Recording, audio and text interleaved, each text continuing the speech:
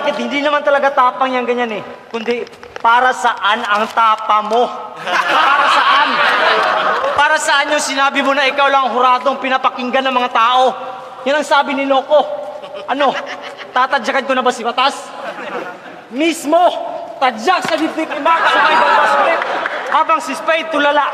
Hila balbas pinapaikot. Spade!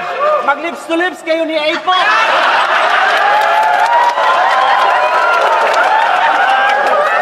Mag-lips to lips kayo ni Apok habang tinatali ko itong hinating balbas sa mga leeg nyo. Isa, dalawa, tatlong uprising pinakompress ko. Ito ay foul na may charging.